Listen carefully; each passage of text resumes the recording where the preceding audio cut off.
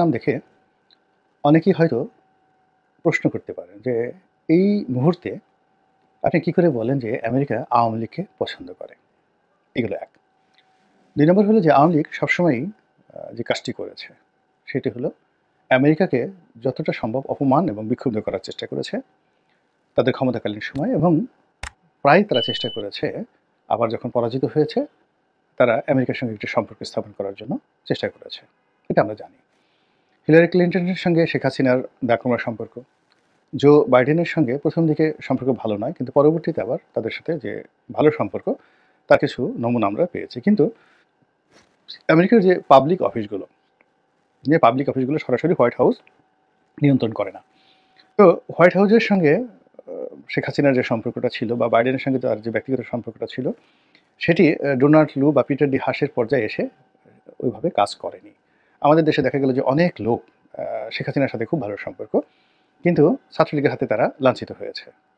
তারপরে দেখা গেল যে কেন্দ্রের খুব বড় নেতা, কিন্তু জেলাতে তারা যেতে পারেনি। একইভাবে এখন ধরেন বিএনপির দিকে যদি আপনি তাকান, অনেক লোক রয়েছে তারেক রহমান সাহেবের সাথে খুবই ভালো সম্পর্ক। কমিটি গঠন থেকে শুরু করে সব কিছুর ব্যাপারে তার অনেক ক্ষমতা। কিন্তু তাকে যদি বলা হয় যে তুমি একটা জেলা সম্মেলন করে আসো, সে সেখানে যেতে সাহস পাবে না। এর কারণ হলো সেখানে সে জনপ্রিয় নয়। বরং সেখানে বিভিন্ন কমিটি সংক্রান্ত বিষয়াদি নিয়ে সে এমন কিছু কর্মকাণ্ড করেছে যে সেখানে গেলে সেই নেতাকর্মীদের হাতে লাঞ্ছিত এবং অপমানিত হওয়ার সম্ভাবনা খুব বেশি থাকে। তো এটা আমি বিএনপি বা আওয়ামী লীগের যে অভ্যন্তরীণ রাজনীতি, সেটি দিয়ে উদাহরণ দিয়ে বললাম যে আন্তর্জাতিক ক্ষেত্রেও কিন্তু এরকম অনেক ঘটনা ঘটতে পারে। যেমন নরেন্দ্র মোদীর সঙ্গে শেখ হাসিনার ভালো সম্পর্ক। এটা সবাই আমরা জানি। কিন্তু ইট ডাজ নট মিন যে সকল বিজেপির বিধায়ক অর্থাৎ এমপি শেখ হাসিনাকে পছন্দ করবে, কিংবা প্রদেশগুলোতে বা প্রাদেশিক সরকারগুলোতে যেখানে বিজেপির সংখ্যাধিক্য রয়েছে তারা মোদির কথা মতো শেখ হাসিনাকে সমর্থন করবে, এরকম অবস্থা কিন্তু নেই। ফলে ভারতে কিন্তু শেখ হাসিনাকে আশ্রয় দেওয়া নিয়ে বিজেপির মধ্যেও কিন্তু বিভিন্ন রকম মতবিরোধ রয়েছে। যদিও রাজনৈতিক দলগুলো একদম কেন্দ্রীয়, ধরুন কংগ্রেস, তারপর শেষে তৃণমূল কংগ্রেস, তারপরে বিজেপি, আম আদমি পার্টি থেকে শুরু করে সকল রাজনৈতিক দলের শীর্ষ নেতৃত্ব তারা কিন্তু সম্মিলিতভাবে সিদ্ধান্ত নিয়ে শেখ হাসিনাকে আশ্রয় দিয়েছে। আবার একই সঙ্গে সেই সকল রাজনৈতিক দলের যেমন প্রান্তিক পর্যায়ের নেতা রয়েছেন। হয়তো কেউ গভর্নর হিসেবে আছেন, কেউ হয়তো মুখ্যমন্ত্রী হিসেবে আছেন, কেউ হয়তো বিধায়ক হিসেবে রয়েছেন, এমপি হিসেবে রয়েছেন। তারা অনেকেই কিন্তু স্বাধীনভাবে মতামত ব্যক্ত করছে এবং শেখ হাসিনাকে ভারত থেকে তাড়িয়ে দেওয়ার ব্যাপারে কিন্তু তারা তাদের মতো করে বলে যাচ্ছে। আবার শুভেন্দুর মতো পশ্চিমবঙ্গের যে বিধায়ক, তার মধ্যে এরকম একেবারে শেখ হাসিনার একনিষ্ঠ ছাত্রলীগ কর্মীর মতো অনেক নেতা ভারতে রয়েছেন যারা সবকিছুর বিনিময়ে শেখ হাসিনাকে ভারতে রাখতে অথবা বাংলাদেশের রাষ্ট্র ক্ষমতায় তাকে আবার মানে বসিয়ে দেওয়ার জন্য ভারতের সামরিক শক্তি প্রয়োগ করা দরকার, এই ধরনের মতবাদে কিন্তু প্রচার করছে। তো এভাবে আমেরিকার রাজনীতিতেও কিন্তু আওয়ামী লীগকে নিয়ে ওইরকম যাকে বলা হয় একটি দ্বিমুখী অবস্থা রয়েছে। তো কিন্তু আওয়ামী লীগের যে সেন্ট্রাল কমিটি রয়েছে বা সেন্ট্রাল গভর্নমেন্টাল যে পলিসিগুলো রয়েছে বা দলের যে নীতি এবং আদর্শ রয়েছে, তার সঙ্গে আমেরিকার যে রাষ্ট্রের যে মূলনীতিগুলো রয়েছে, সেই মূলনীতির ক্ষেত্রে আওয়ামী লীগকে আমেরিকা অ্যাজ এ স্টেট, রাষ্ট্র মনে করে যে অনেক লিবারেল, সব দিক থেকেই তারা লিবারেল। দ্বিতীয়ত এখানে রাষ্ট্রের বাইরে যখন যে সরকার আসে, এখন যেমন ডোনাল্ড ট্রাম্পের সরকার, আগে জো বাইডেনের সরকার। তো সরকারের সঙ্গে তাদের কতগুলো বিষয়ে মতদ্বৈততা হয়, বিশেষ করে চীন ইস্যু নিয়ে। চীন নিয়ে ১ম থেকেই শেখ হাসিনার সঙ্গে সরকারের, অর্থাৎ জো বাইডেন সরকারের কিংবা ডোনাল্ড ট্রাম্পের সময়েও কিন্তু ডোনাল্ড ট্রাম্পের সঙ্গে তার ভালো সম্পর্ক ছিল, কিন্তু তার সরকারের যে নিম্ন স্তরে ট্রেড পলিসি নিয়ে, কমার্স পলিসি নিয়ে এবং বিভিন্ন কেনাকাটা নিয়ে অনেক বিরোধ সেখানে তৈরি হয়েছে। এমনকি মানবাধিকার যে সংস্থাগুলো রয়েছে ওখানে, অর্থাৎ জাতিসংঘ, তারপরে শেষে ওখানকার যে প্রাইভেট এনজিওগুলো রয়েছে তারা এবং আ রাষ্ট্রের যে বিভিন্ন অর্গান, তারা সরাসরি ইন্ডিপেন্ডেন্টলি তারা এই বাংলাদেশে যারা রাষ্ট্রদূত ছিলেন, তাদের উপর চাপ প্রয়োগ করেছে আওয়ামী লীগের বিরুদ্ধে একটি মানে অ্যাক্টিভেট হওয়ার জন্য, এবং সেটা হয়েছে আমরা অনেক দেখেছি। ফলে এখানে আ আ জনাব ড্যান মজীনা কিংবা মার্শাল বার্নিকাট বুম কিংবা ধরুন পিটার ডি হাস, তারা যে কর্মকাণ্ড করেছেন, সেই কর্মকাণ্ড যে শতভাগ হোয়াইট হাউস থেকে এসেছে, এটি কিন্তু বলা যায় না। হয়তো দেখা গেল সেখানে কোনো সিনেটরের, কোনো গভর্নরের, কোনো এনজিওর, ইউএসএইড এর কোনো বড় কর্মকর্তা, বিশ্ব ব্যাংকের বা জাতিসংঘের কর্তার অ্যাজ এ হোল তারা এমনকি কখনো, কখনো যে দিল্লি ব্যুরো আছে, সেই দিল্লি ব্যুরো অথবা কখনো, কখনো ভারতের যে রাষ্ট্রদূত আছেন, রাষ্ট্রদূত থেকে শুরু করে ভারতের পররাষ্ট্রমন্ত্রী অনেক চাপ সহ্য করে এখানে মার্কিন রাষ্ট্রদূতকে কাজ করতে হয়েছে। তো এত কিছুর পরেও আমেরিকা কিন্তু সবার মানে সর্বশক্তি দিয়ে চেষ্টা করেছে শেখ হাসিনার সঙ্গে একটি সুসম্পর্ক স্থাপন করার জন্য। কিন্তু বাস্তবতা হলো শেখ হাসিনা এই বিষয়টি মূল্যায়ন করতে পারেননি। তিনি যখনই বিপদে পড়েছেন, বিপদে পড়ার সঙ্গে, সঙ্গে তিনি অবনত হয়েছেন। কখনো মোদির কাছে, কখনো চীনের কাছে, তারপরে কখনো আমেরিকার কাছে, এমনকি কখনো আমেরিকান যে বাংলাদেশের রাষ্ট্রদূত রয়েছে তাদের কাছে।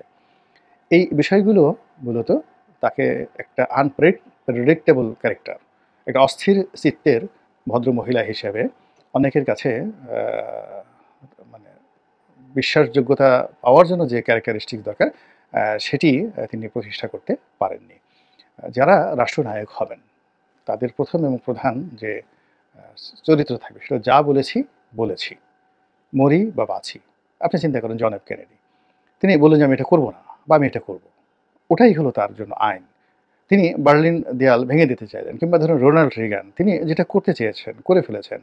মার্গারেট থ্যাচার, ইন্দিরা গান্ধী, মানে কোনো রকম মুনাফিকি নাই চরিত্রের মধ্যে। তিনি জানেন যে আমি যদি এখন এমার্জেন্সি দেই তাহলে আমার পতন হবে, কিন্তু তিনি বলেছেন না, তারপরেও আমি কিন্তু এমার্জেন্সি দেবো। এটা হলো রাষ্ট্রনায়কের একটা সবচেয়ে বড় মানে গুণাবলী, যে সে যদি কাউকে কথা দেয়, যে পর্যায়ে কথা দিক না কেন, তার একটা পিয়ন, ড্রাইভার, দারোয়ান থেকে শুরু করে বাড়ির সামনের যে মুদি দোকানদার, সেখান থেকে একেবারে আমেরিকার প্রেসিডেন্ট, সকলের সঙ্গে তার একটা ইউনিভার্সাল ক্যারেক্টারিস্টিক্স প্রতিষ্ঠা হবে যদি সে রাষ্ট্রনায়ক হয়, যে উনি যা বলেন তা করেন।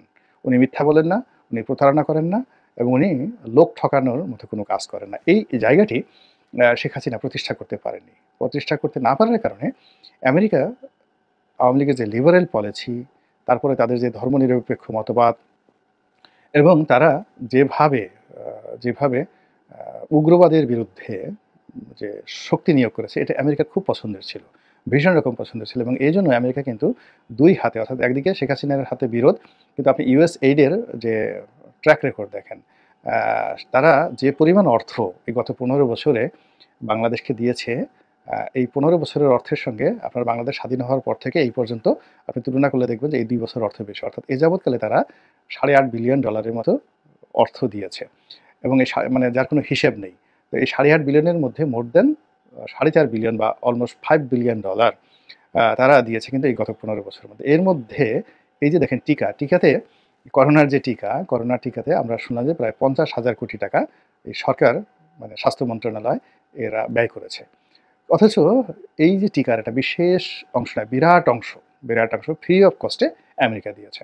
আর এই যে 50,000 কোটি টাকা দেখেন, এটা নিয়ে যদি দুর্নীতি দমন কমিশন তদন্ত করে দেখবে যে মানে এর সাথে যে কারা জড়িত এবং এখানে যে কিভাবে টাকা মেরে দিয়েছে সবাই এই করোনার নাম করে, যেটার কোনো হদিস নাই। সিমিলারলি এই রোহিঙ্গাদের আশ্রয় দেওয়া, তাদেরকে কেনাকাটা, তাদেরকে খাওয়ানো, এই জায়গাতে অলমোস্ট এরকম প্রায় 50,000 কোটি টাকা কিন্তু খরচ হয়েছে। তো করোনাতে 50,000 কোটি টাকা, তারপরে রোহিঙ্গাদের পেছনে অলমোস্ট 50,000 কোটি টাকা আওয়ামী লীগ জমানাতে, এবং রূপপুর পারমাণবিক বিদ্যুৎ কেন্দ্র।